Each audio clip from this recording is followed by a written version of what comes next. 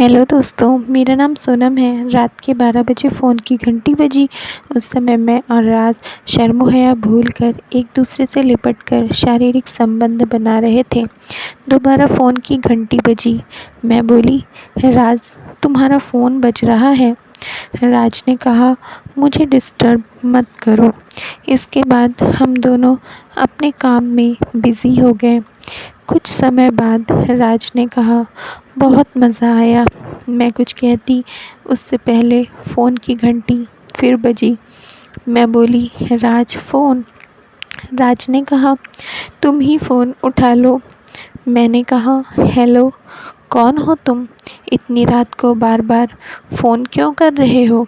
उधर से आवाज़ आई, तुम जिसके साथ रंगरलियाँ मना रही हो, मैं इसी की पत्नी बोल रही हूँ। ये सुनकर मैं चौंक गई। किसका फ़ोन है? किससे बहस कर रही हो? राज ने पूछा। तुम्हारी पत्नी का फ़ोन है। मैं इतना ही बोल पाई। राज ने चौंकते हुए कहा, क्या काजल का फ़ोन है? पहले क्यों नहीं बताया? लाओ फ़ोन मुझे दो। हेलो। मैं काजल और कुछ बोलते बोलते भी चुप हो गई। राज चौंक कर, क्या बात है काजल, क्या हुआ? घर में सब ठीक है ना? रिंकी और रानी की तबीयत जल्दी बताओ। उसने कई सवाल एक साथ पूछ लिया। काजल की सांस फूली सी लग रही थी। वह धीरे से बोली, आप जल्दी से घर आइए। अब मुझ में इतनी हिम्मत नहीं कि फ़ोन पर बता सकूं। ठीक है काजल, मैं सुबह होते ही घर पहुंचता हूँ।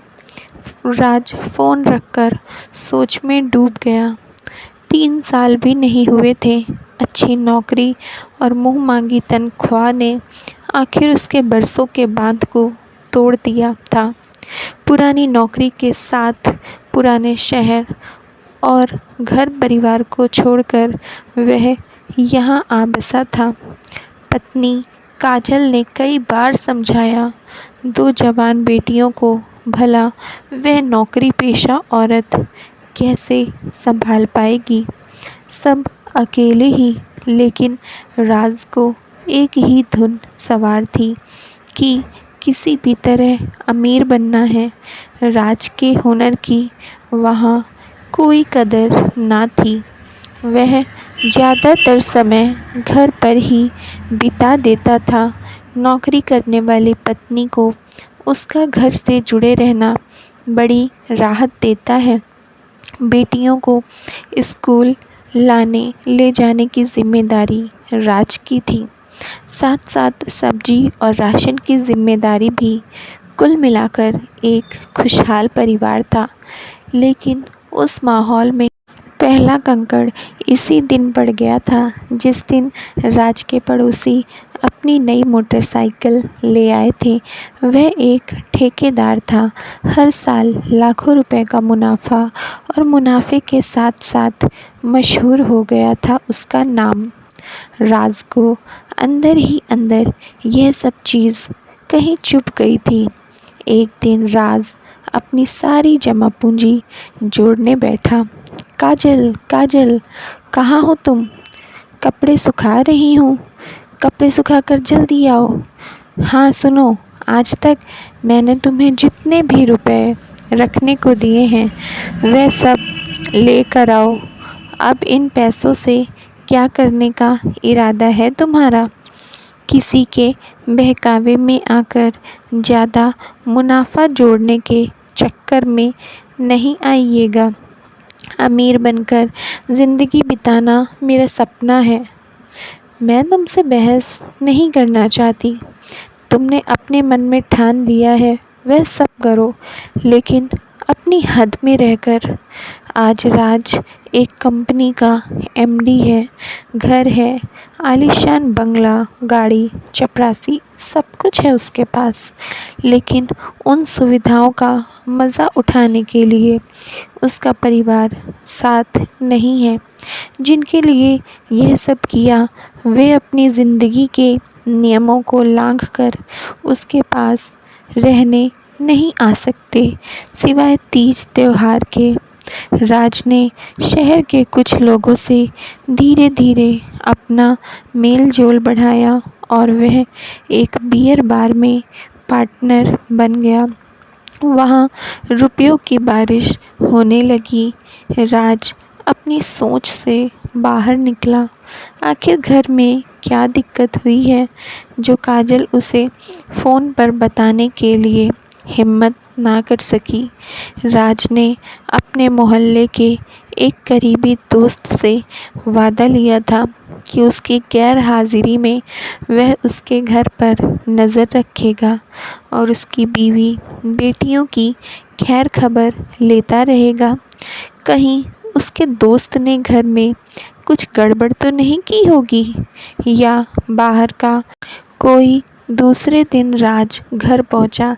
घर पर नौकरानी के सिवा कोई नहीं था।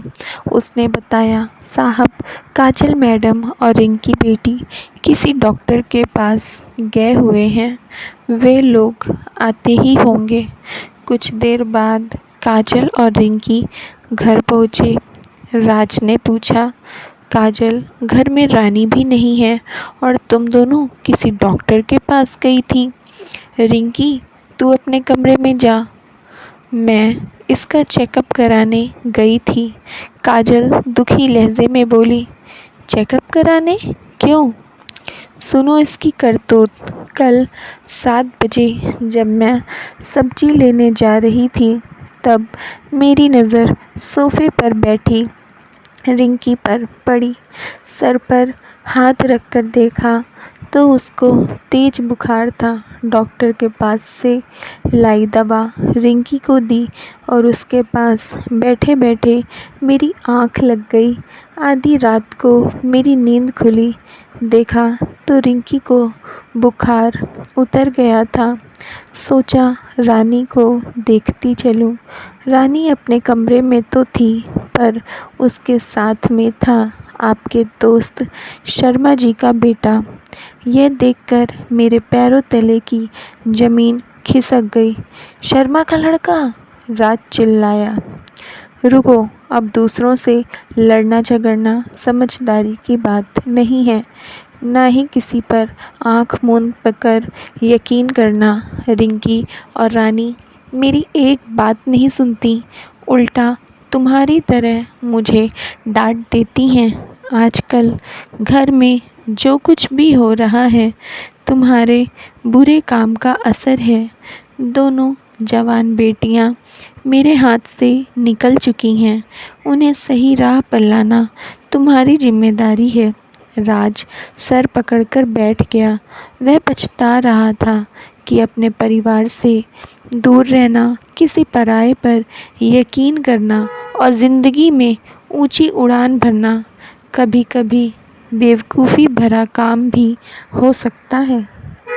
थैंक यू फ्रेंड्स, उम्मीद करती हूँ आप लोगों को स्टोरी पसंद आई होगी। तो प्लीज़ जल्दी से लाइक कर दीजिए, चैनल पर नए हैं तो सब्सक्राइब कर लीजिए और अपनी राय हमें कमेंट बॉक्स में ज़रूर दीजिए।